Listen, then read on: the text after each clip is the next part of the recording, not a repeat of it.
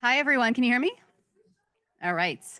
Welcome, welcome. For those in the room, welcome. And for those online on Zoom, welcome as well. I'm Fatima Sumar. I'm the Executive Director here at the Center for International Development.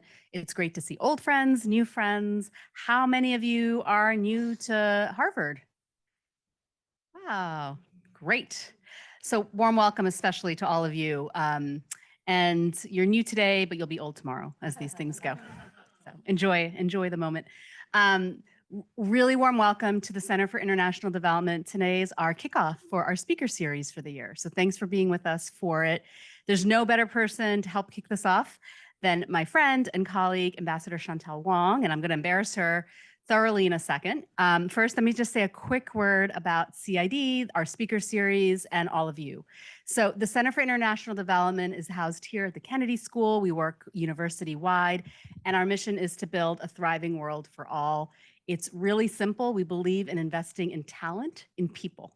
And so our mission over the next 5 years is to build talent. That's through our teaching, experiential learning, to convene talent through things like this, and to deploy talent through our research. And we work with over 125 faculty affiliates at every school at Harvard. We work with almost every student group that comes and wants to work with us. And we work with practitioners global, with research happening in over 115 countries. So it's really a wide depth. I always joke and say that if you could slice and dice any geography or sector, we probably can find someone who's interested or working in that space. So we really do try to cover as much as possible and really think of us, for those of you interested in pursuing research or careers in international development and thinking through what that means in your next steps, think of us as a real partner to you and your journey here at Harvard. So if I haven't met you and you haven't met my team, please come over afterwards and say hi to us. Let me tell you a little bit logistically first before we get into content of the run of show so you know what to expect. I'm about to introduce Ambassador Wong. We'll spend about 25 minutes chatting in this fireside chat. Next time we'll have the hot chocolate and the s'mores. But we'll talk a little bit about her journey to the ADB, what the ADB does, and some of the challenges we're seeing in the Asia Pacific space. Then we're going to have Zishan Ali, who's a mid-career fellow here in the Masons program, who worked at ADB for many years, give us a little bit of a reflection, a student reflection of what he heard, grounded from his perspectives on the time on the ground in Manila and in many countries around Asia. And then we're going to open it up to all of you. So have your questions ready. She's a tough cookie. She can take it. And, feel free to really probe both on the ADB side around the issues that we're seeing in the Asia Pacific region, but maybe you have questions around what it takes to actually be in these types of positions as well. Following this at 4 o'clock, for those of you that signed up for our career chats, Ambassador Wong has kindly agreed to spend time with her amazing delegation. And then I'm just going to introduce her delegation in the back as well. So we have her colleagues from the U.S. Commercial Service, U.S. TDA. They're here with us to join us, and they're amazing people in their own right, and they have also agreed to join us for the career chats. So you get 4 for the price of 1 here in terms of what it means to have and pursue careers that really look at development policy through commercial policy, trade policy, development financing. This is, of course, in the US context, but this may also be applicable if you don't come from the US and for other countries as well, because they work in global spaces. And so they can provide those perspectives as well. So please, if you're interested, do join us. I'm thrilled that W3D, which is the Women in Defense, Diplomacy, and Development group, will be moderating that part of the career chats with us. So thank you to W3D. All right, so without further ado, really excited to welcome my friend and colleague, Ambassador Wong. Thank you for being here. She arrived at 4 a.m. from Las Vegas. So she's lots of sleep, but maybe she has some of that Vegas buzz. In theory, that she was there for work, but we don't know. What happens in Las Vegas stays in Vegas. So questions.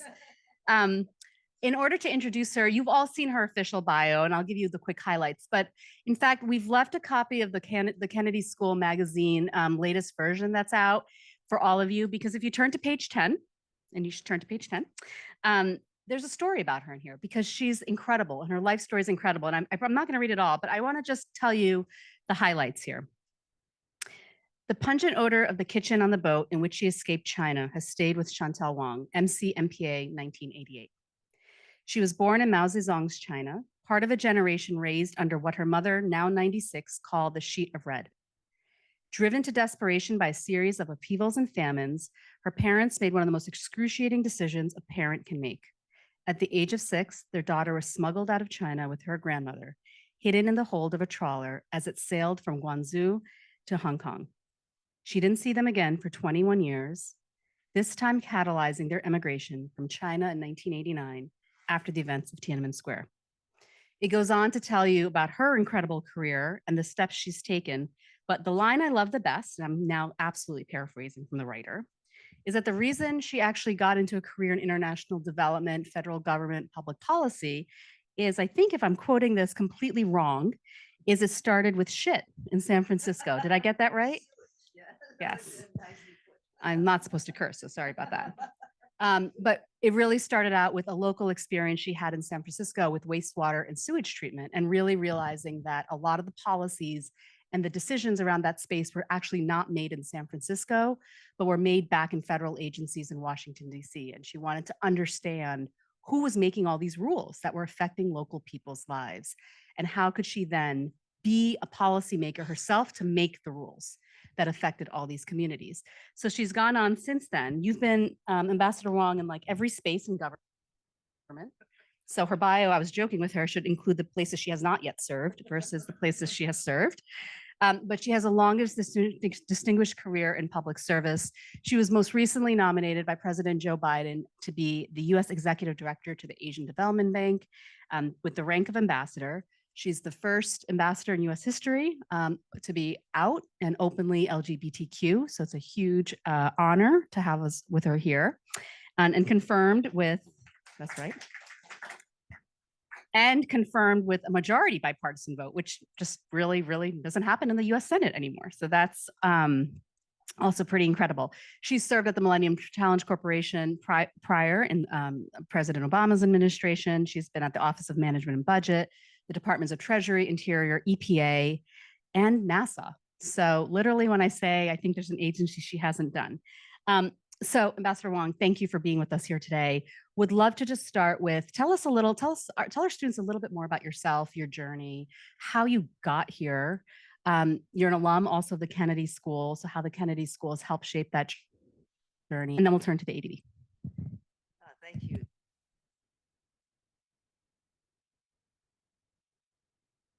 There you go. Is this on? Can you hear me? Great.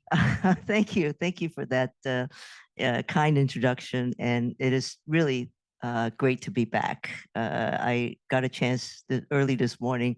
Like you said, I got in at 4 this morning, but I did get some sleep, and I really wanted to walk the yard a little bit in Harvard Square, and got a chance to see what and bring back lots of memories, fond memories of my time that I did spend here. You're right.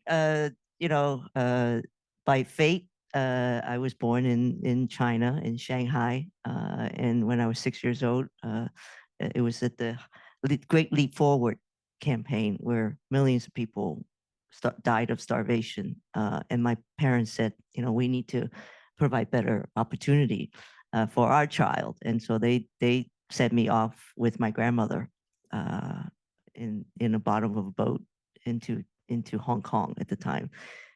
In those days, communist China was making examples of those that wanted to escape. They were floating their bodies into Hong Kong harbor to just so that you don't do that. So I was one of those very, very lucky ones that did make it, and I was able to go on and really raised by nuns. I went to elementary school in Okinawa, in Hong Kong first, boarding school,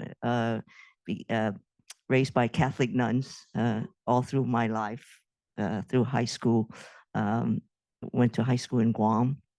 And so, but throughout it, the kindness of people that have reached out and helped me raise me up. So that's really important to me. I've always made that a paying forward because of the kindness of people that have helped me in this journey. And here at the Kennedy School, that's another milestone. I met the famous Alice Rivlin, who went on to be one of President Clinton's White House Office of Management and Budget. She became my mentor. I took one course from her here at the Kennedy School. It was called Federal Budget and Macroeconomic Policy. And she only taught one semester, by the way. And I was so lucky to take her class, and she became my mentor for the next 30 years in my career. She wrote letters, she made phone calls, every job that I wanted, that she was able to help me along the way. So that's a big lesson to all of you.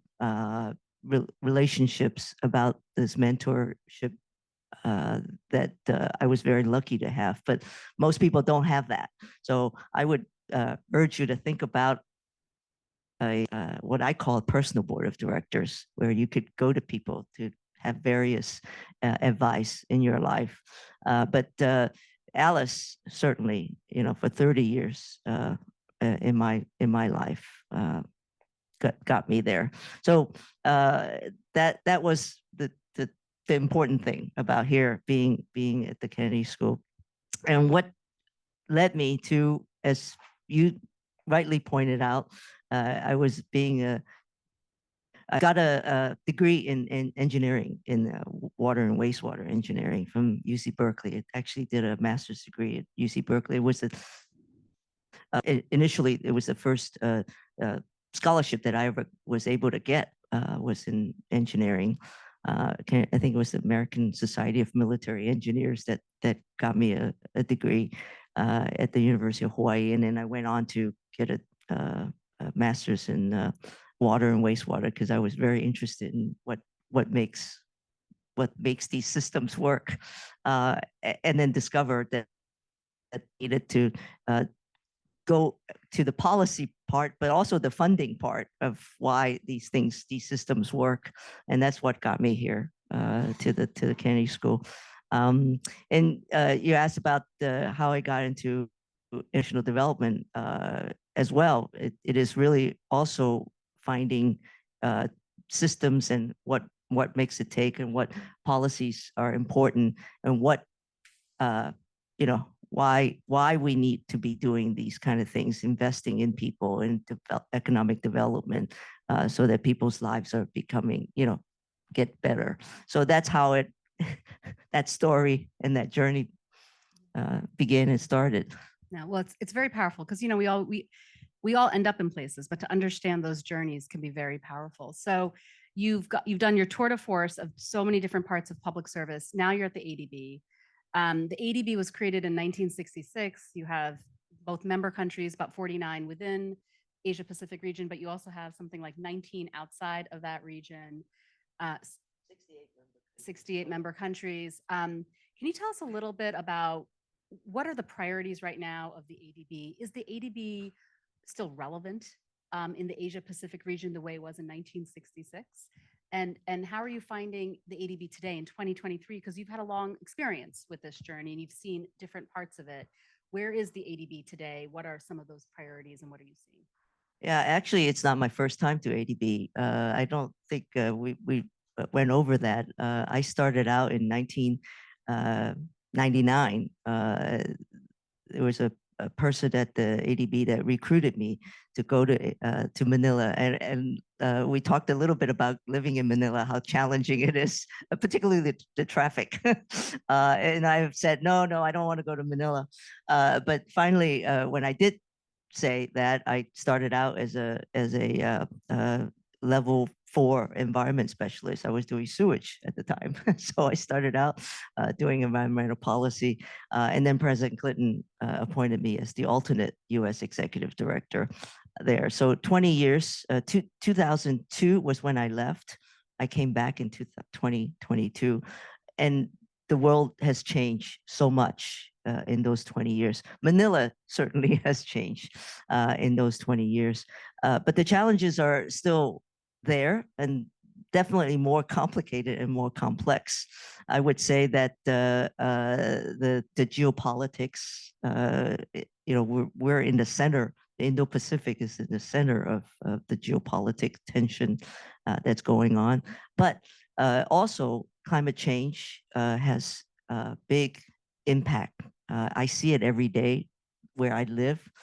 The storms, the extreme weather patterns.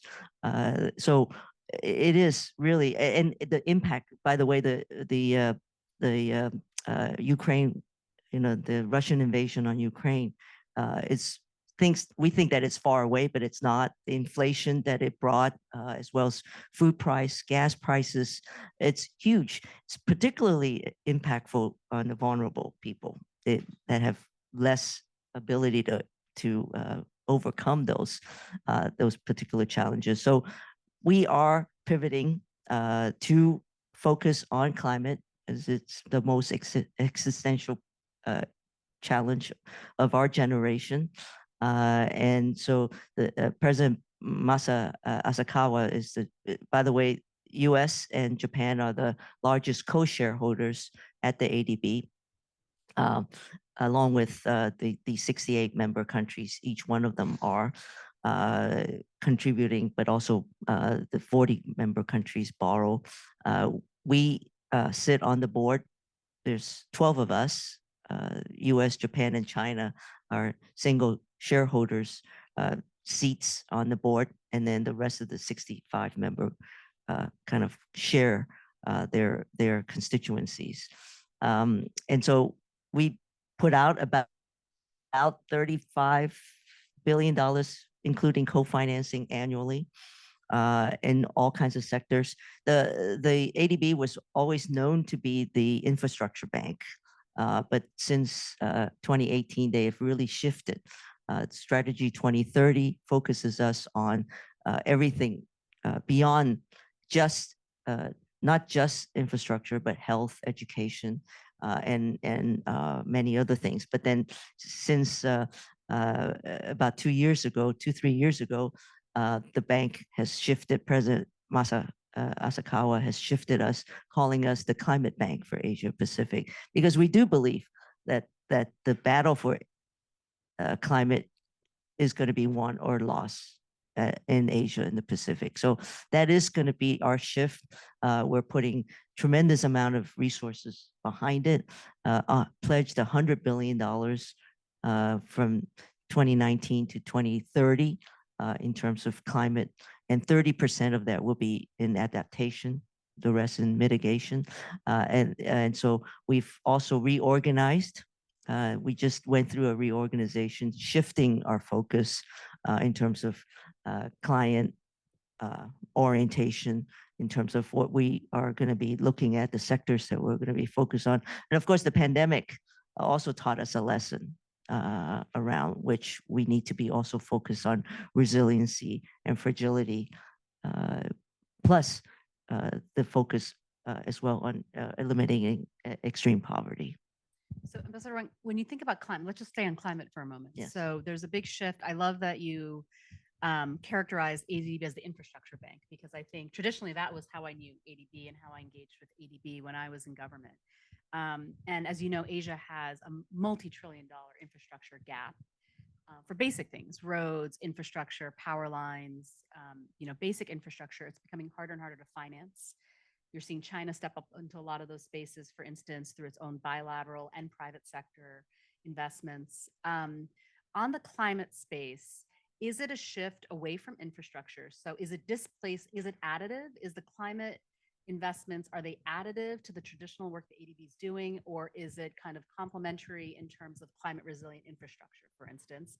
And then the second part to that is, how is the ADB thinking about crowding in other financing to the table? Because the gaps alone are beyond ADB or World Bank or the MDB space alone. So how is it thinking about really crowding in? And there's a lot of private sector capital actually in the Asia Pacific region. It's not always connected in strategic ways to the broader multilateral development agenda. So would love to think about how that evolution is actually taking place. Yes, key word is evolution. And so Secretary Yellen has really been pushing this agenda. It's called the MDB evolution. And we're focused a lot on the World Bank at the moment, but also ADB to really looking at 4 shifts. One is to make sure we are, because these institutions were created, as you say, 60 years ago. The Bretton Woods institutions were really there to for the recovery around the war, the reconstruction of the war, right? So it's been a long time since we've been looking at these institutions. Is it still fit for purpose? And so we are thinking that we need to be not only focused on poverty and fragility, but also really shifting these, evolving these institutions into organizations that can meet these global challenges, whether it's pandemic or climate change. So 4 shifts. One is to make sure that we are focused on the mission vision. And so ADB has talked about being a climate bank. Secondly, we're making sure that there's increasing their balance sheets, looking at the risk tolerances of these institutions, because what the way that the bank works is that they are AAA agencies. They're able to borrow cheaply in the markets, but not so with the countries that they borrow from. And so we're able to on lend to these countries where they are not able to borrow at the rates that we can.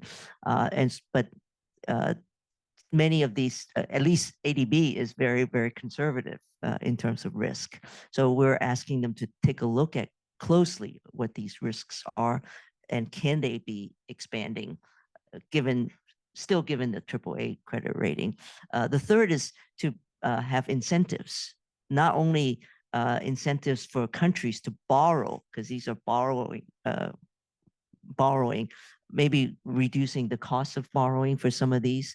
And there's a lot of debate about those countries that are emitting, major economies that are emitting versus those that don't emit but feel the huge impacts of climate change. How do you meet those challenges through concessional lending, through cost reductions, particularly the Pacific Island countries, right? And they are feeling some of the major impacts. I visited, I grew up in the Pacific Islands, so I have a special place in my heart for the Pacific Islands. So I've actually traveled to the Pacific Islands a couple of times now, and meeting people in the villages where their houses are 6 feet above sea level. But you can really imagine what's going to be happening to them. So that's the third, but the incentives not only for the countries, but also for staff, to make sure that we're not only focused on pushing money out the door, that we're focused on impact. And this are for the staff to make sure they do projects that are incentivized around climate. And again, yes, you're right. It's infrastructure that's resilient, that can meet and be adaptive to the climate that's going to be that's already with us. And then the fourth is what you just also alluded to, is crowding in private sector. There is a lot of private capital out there. We're just not structured correctly to crowd in private capital. And so how do we do that? We have different than the world. We have a whole institution around the IFC, which is all about private capital. At the ADB, we're combined.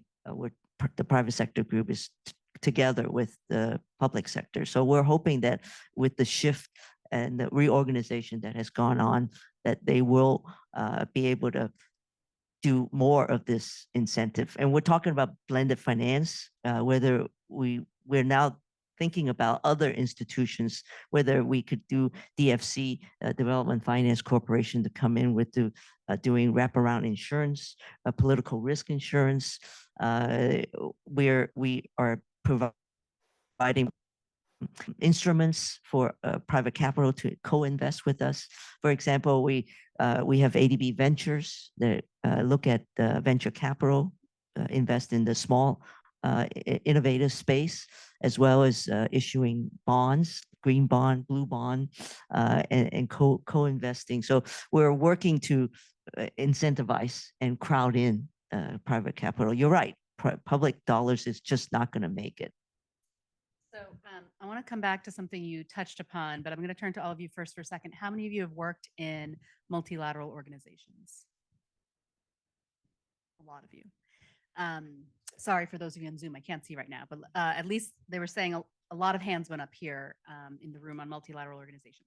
How many of you have actually wondered how the boards really work and think as you're prepping all the paper for them in those decisions? Anyone? I wonder that all the time. I wanted to ask, you're on the board, and it's very different perspective to work in one of these organizations at a staff level, you know, junior staff, mid-manager, senior managers versus a seat on the board.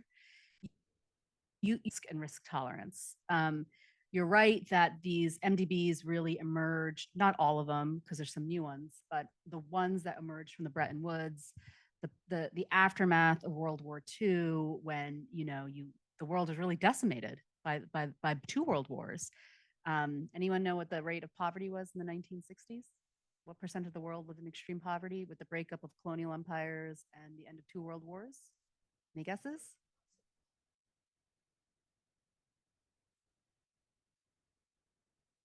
And so there really was this scramble to come up with a global architecture, the aid architecture, for what was going to bring post-war stability and prosperity and to rebuild at a global scale that we'd never really done before. And I think the ADB came, like the World Bank, IMF, the United Nations, out of that history, that very rich history.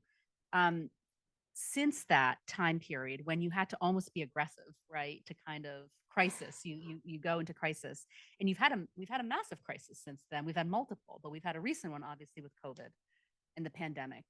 Do you see, you were there in 1999, you're back in 2023. It's hard for someone like me who's been in a lot of these institutions. Sometimes I get frustrated because we know the solutions, we know what the evidence is, we know what we're willing to do in so many different places, but our leadership is very risk averse at the end of the day. And it's like you're moving it slow, and like the degree changes can be so painful, and you're trying to move like big military ships, and it's like you're moving little sailboats instead in the water. As someone who's on the board, and as you think about political leadership on the board, risk tolerance, the world is literally burning when we think about climate. We talk about 2050. I think we're worried about 2030. We're worried about 2023. We just came out of this huge pandemic. Can you just reflect for us a little bit personally and professionally in the role that you occupy? What is that like to be on the board? What is risk tolerance like on the board of the ADB? And how should we really better appreciate the stakes at those levels? Yeah, wow, that's hard. I would say that I am very frustrated, daily frustrations. It is, I work in it's hard enough being in the U.S. government doing these things, and you're just dealing with yourself. But if you have to deal with all of the governments where they have very different agendas, I would say it is hard. Sometimes you think they're like-minded, and there's natural like-minded, the G7 countries. They're saying, yeah, we're with you. You turn around like, where are they?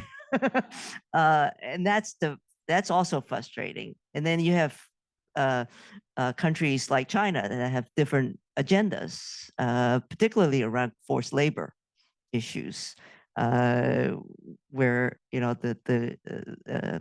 we've had lots of fights around that. And now we're finding they bring other issues, political issues, whether they're recognition uh, of Taiwan, which is also, by the way, Taiwan is a member of ADB. It is a founding member. It's one of the very few institutions, international institutions, that Taiwan is still a member. And there's a lot of tussles around Taiwan. So Taiwan is called Taipei Common No Space China. I don't know why. I'm the only one that could call it Taiwan. So these are huge political that is going on, and it's really hard to get decisions through the board even. But however, once you do, and I talk about a little bit of the a rule base. It is a rule based institution, so everybody has to follow these kind of rules. So that to the point that you do agree on these rules, then it's great, because so having China, I mean, AIIB, the U.S. and Japan are not part of it. We now hear some challenges around those, the way they make decisions and how impactful. And AIIB is the Asian Infrastructure Investment Bank. Yes, that's a China-led institution that there's accusations of the CCP, the Chinese Communist Party, being highly influential on their decisions. But I would say that ADB has China on the board. Once we do have them in the tent, and there's agreement on what those rules that we all follow, I think it does make it a better a better institution, right? I have one last question before we turn to our audience. I want to talk a little bit. We've talked a little bit about the ADB. Can you give us, our students, some perspective? There's other development banks working in Asia Pacific beyond the ADB. Who are they, the bigger ones, and how do you rank and stack the ADB against them? So what's the niche, and how does that all work? Well, we've got the mother bank, the World Bank, Danica, who's the commercial liaison at the World Bank. The World Bank is there, the ADB and AIIB, as I mentioned. These are the multilateral banks. I would say that the ADB is really more on the ground. We're called the family doctor. And we're very, very close to governments. The governments trust us. Bangladesh, we've got some people from Bangladesh. Bangladesh would not work with the World Bank. So there's been decades of trust between ADB and the governments, that they know that we're there on the ground. We've been there. We do hard work with the governments, and we do a lot of what we call policy-based lending now, where we do budget support and help them do reforms.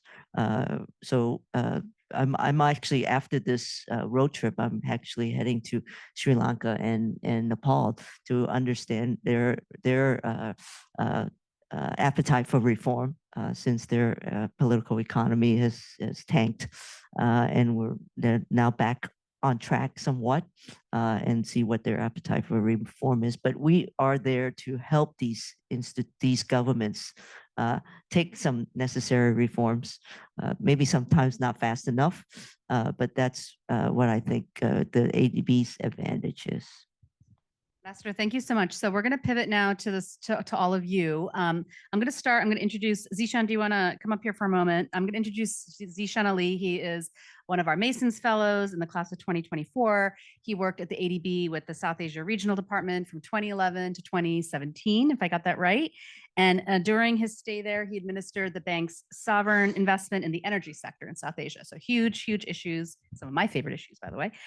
He's had an extraordinary journey in the bank, working with clients, really seeing from the inside out. It can be very difficult sometimes to work the bureaucracies to actually get to impact, but he's had a lot of impact. And he administered a portfolio of $1.5 billion in large RE facilities, power transmission and distribution systems, energy efficiency projects, and energy-based gender programs.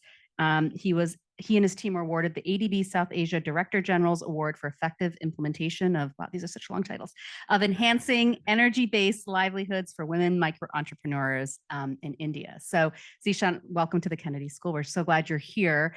Just want to turn to you first. Quick reflection from you on the conversation you heard, and you get to pose the first question. So thank you, Fatima, and thank you, Ambassador, for being with us and giving us this opportunity of interaction. It's indeed a privilege for all of us to see you here in the Kennedy School.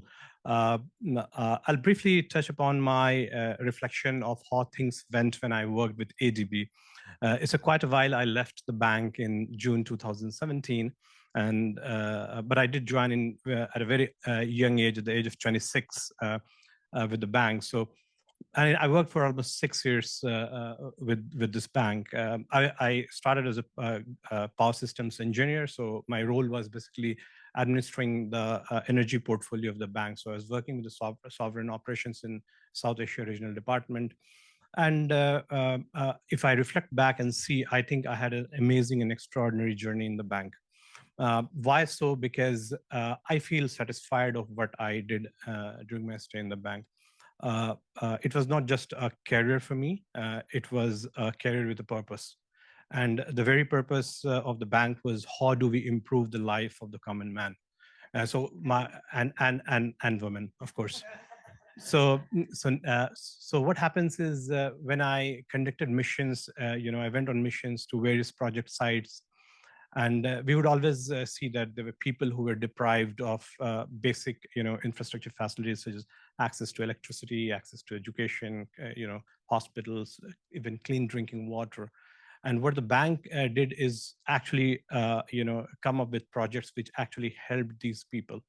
The second thing that you spoke, Ambassador, and I actually resonate the same thing is basically we were very less bureaucratic in ADB, especially when we are dealing with the clients, unlike the World Bank. So when I went and implemented projects in a typical backward state such as Bihar in India, they would say they would really have to come back multiple number of times to us for understanding the compliance requirement of the bank. What we were taught in the bank in those early days where we are not just financing, we are doing finance plus plus, and this plus plus is basically holding the hands of our executing agencies and implementing agencies and everything that we are doing. So I recall, going to them, working in their offices for many days and helping out, building up the proposal that they ultimately has to come back to me. So this was the level of dedication in the bank. So I feel that it's a great opportunity for people who are interested to work in multilateral development fraternity, and ADB is a great choice. I will encourage all of you to look for the career opportunity with the bank. And now that, because the bank, as Ambassador said, it is now more inching towards more of climate bank than an infrastructure bank, which it has been typically for years. It becomes more sense for young people to go and contribute in this bank.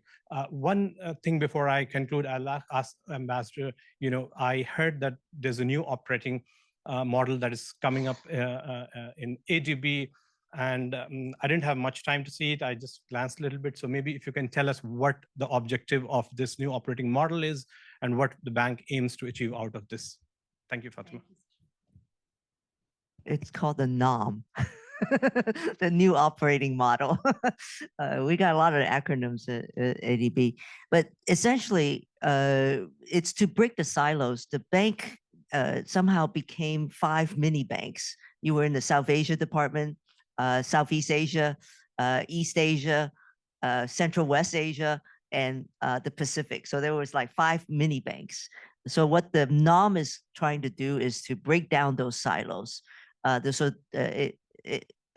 would say I've been at the World Bank for while they were also going through it. So there's always a swing towards regions or towards sectors.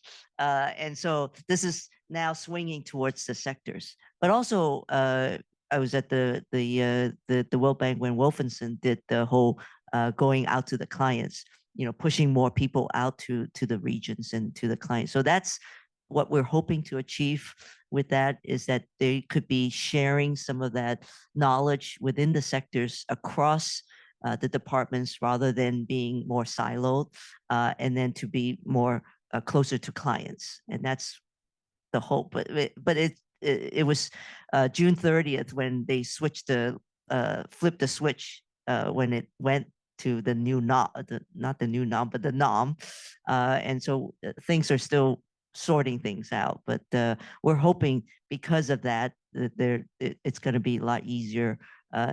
One of the things that ADB is also known for is the bureaucracy, and that it's a review culture. There's a lot. It takes so much time to get through a particular project. I know when we were at the MCC, you know this, Fatima, that it took about 2 to 3 years to get into a compact, right? Longer now. Longer now.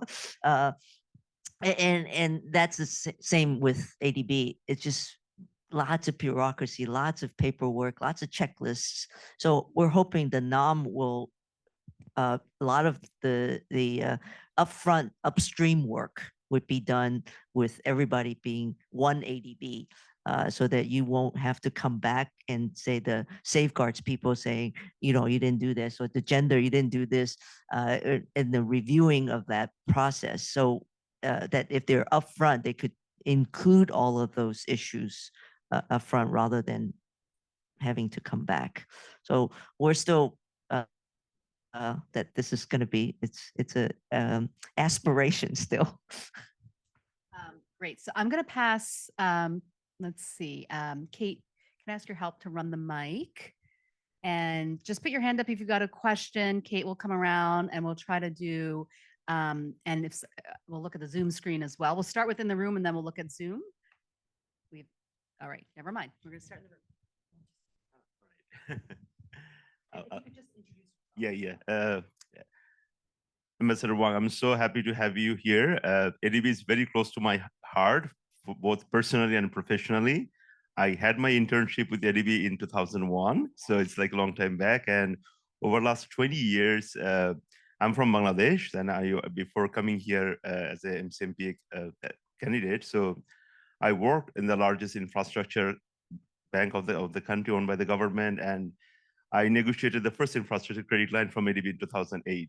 So over the years, about $1 billion negotiated from ADB, and I think as a country, we cannot be more grateful to ADB, the way ADB helped us in terms of the infrastructure development of the country. I did negotiate a lot from the World Bank, AIB, like all the multilaterals, and I can very confidently say that no negotiation was as enjoyable as it was with ADB, because we were so understanding in terms of the ground reality. So it was such an enjoyable negotiation over the years. Thank you very much. I have two small, sorry, Nazmul. Yeah, my name is Nazmul Haq. Yeah, so I worked before coming here. I was the chief investment officer of ITCOL, which is, as I mentioned, the largest infrastructure bank of the country. Yeah. So two small,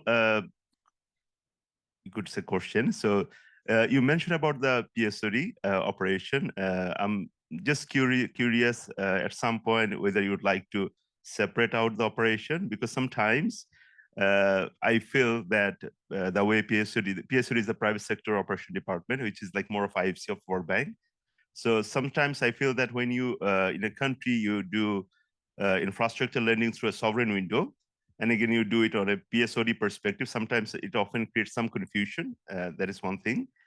And the second is, what is the ADB's position on, I know that you're a climate bank now, because I know that for last 5 years, I cannot negotiate any fossil fuel power plant with ADB. So, but I also know that at some point you had this reservation of this solar deployment due to the forced labor issue in China. What is your current position on that? Thanks. Let's get one more.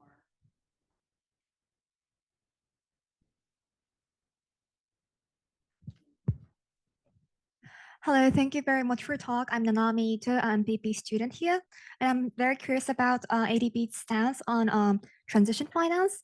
So when we talk about climate finance, it's mostly about green investment, green bonds at the moment. However, I do understand that Asia, like a lot of parts of Asia, actually needs transition finance first before moving into green finance. So I'm curious to learn about ADB's position on this topic. Thank you. Okay, remind me now, I forgot.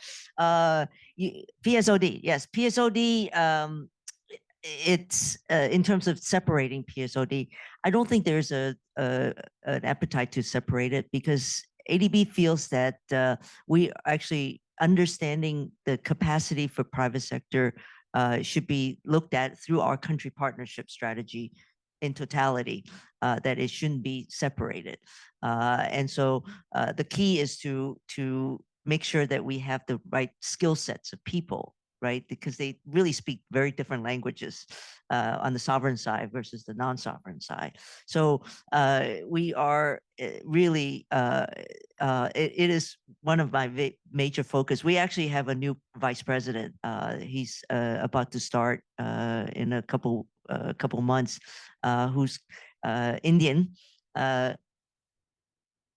Yes. No, Ashok is just left.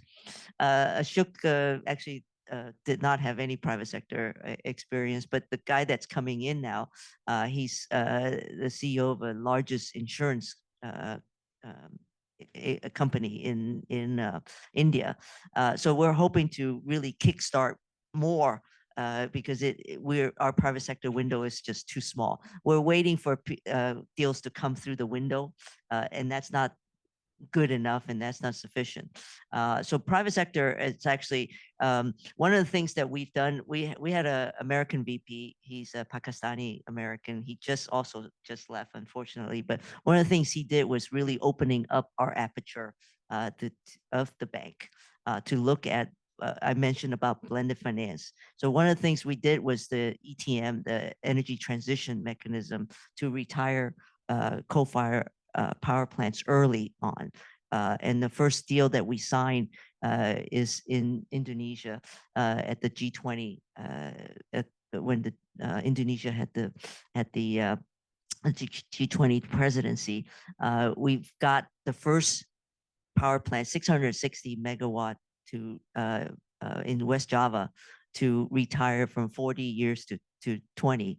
And many of these fleets, by the way, in Asia, Southeast Asia, are young, very young coal power plants. So we have to not just stop building them, but also retire these fleets. But to talk, going back to what you said about transition. So not only are we going to try to retire them, because there's a huge industry and whole economy based on this coal, fossil fuel energy production. We have to make sure we do it through a just transition program. So we call it JETP. There's all kinds of acronyms around it. So in Indonesia, actually, ADB is the secretariat for the JETP in Indonesia. It's our very first pilot program. We're hoping to scale it, replicate it around. We're talking to countries like Pakistan, India, Vietnam, and Kazakhstan is the other country. So ensuring that we are looking at the transition, also transition finance. And now for us, there's a lot of talk about gas, the transition fuel, and for the United States, we're very clear about not supporting the gas, except for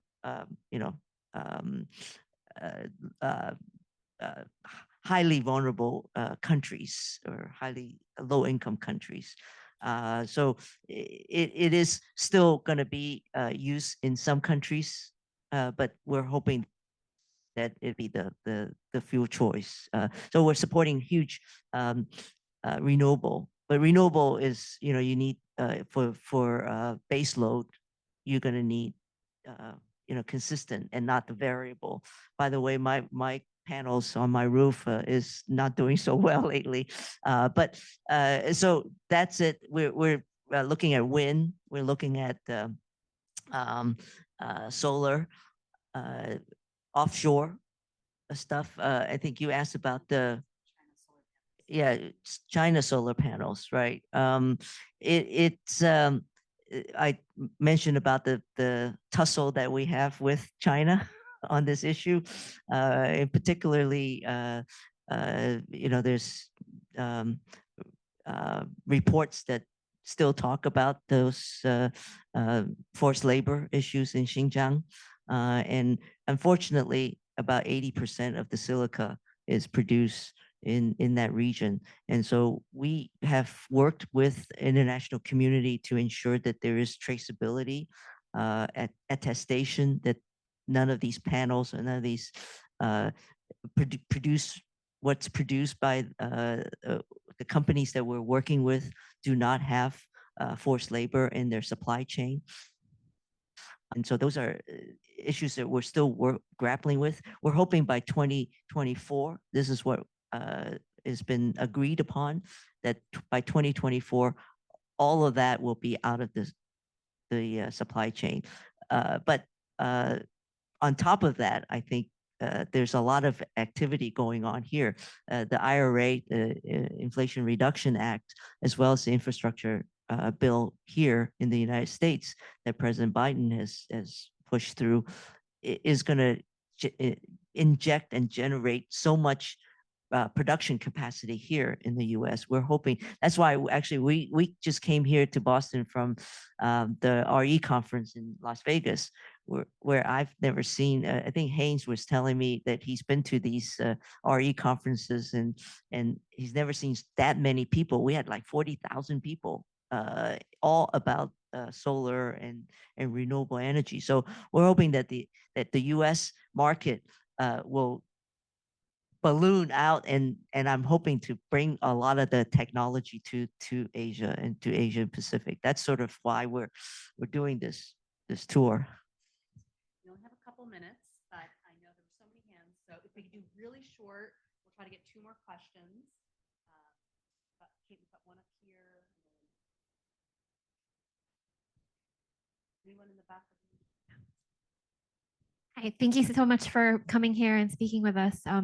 So you spoke a lot about the climate transition, but I was with ADB for the past for 5 years, and I thought one of the big roles that ADB had to play during the COVID pandemic was the crisis response. So I was just wondering, like in this reorganization, this restructuring, what role does ADB have to play with crisis?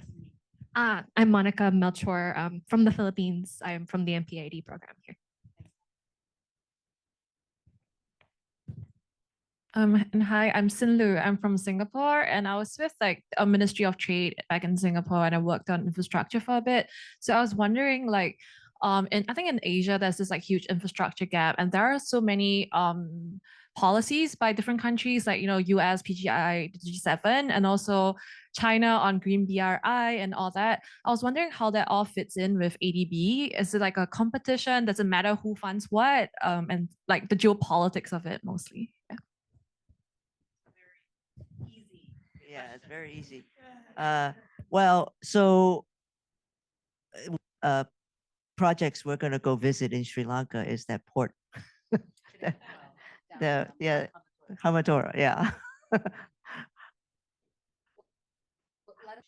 Yes, I'll go take some pictures.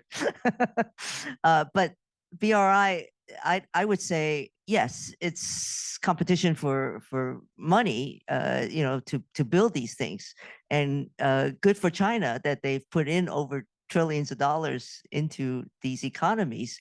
But they're also facing many challenges now, right? It's coming home to roost because they don't do it through this rules-based system that we have, safeguards, due diligence around it. So we've got in Sri Lanka, for example, the reason why Sri Lanka went into, it's the debt overhang in these countries are huge, particularly after COVID.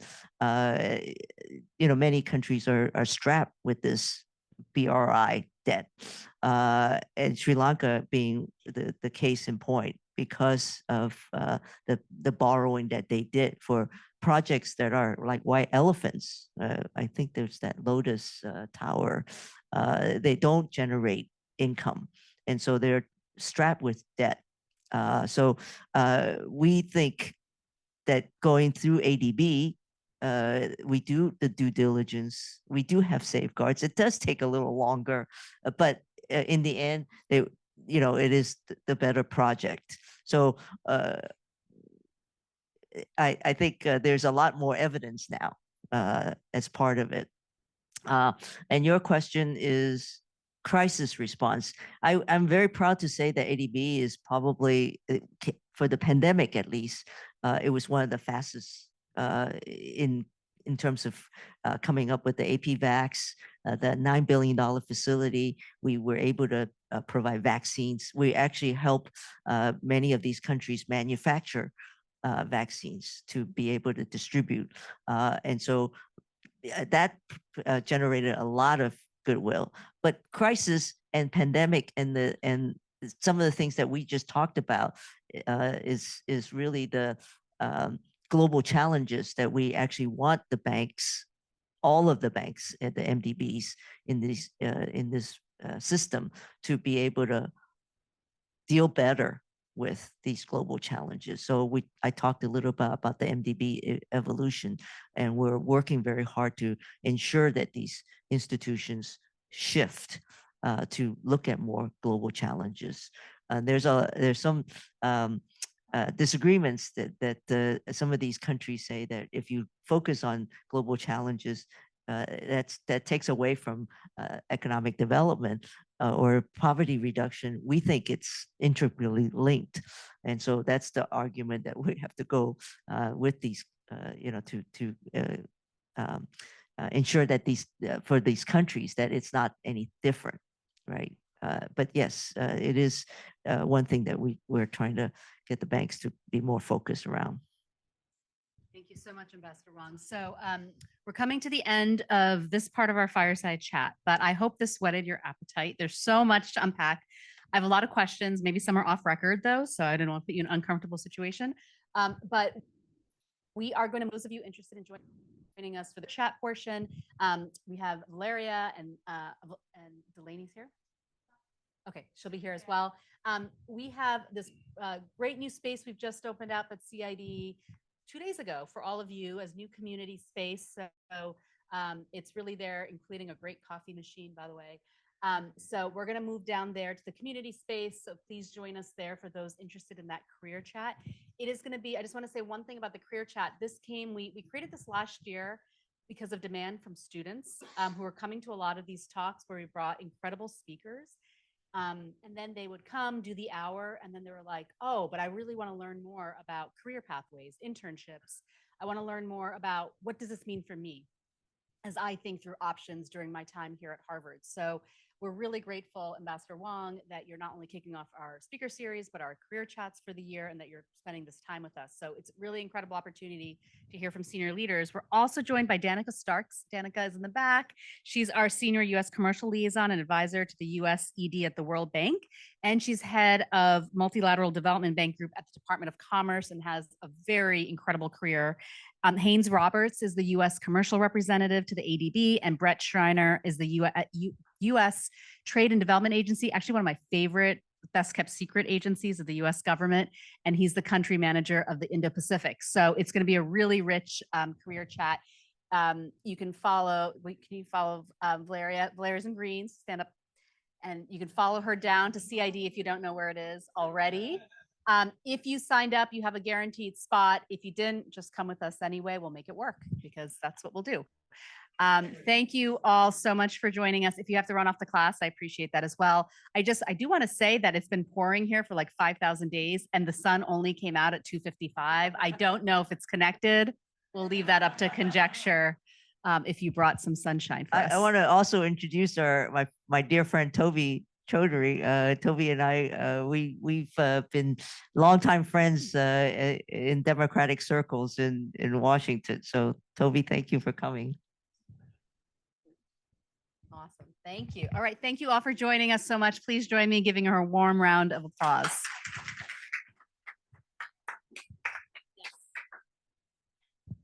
And then as you make your way out of the room, can you please scan the QR code just to check in for the event so we can keep track of you all and keep you up to date for let me rephrase that so we can get numbers, but then also make sure you get updates on all of our upcoming events. Thank you.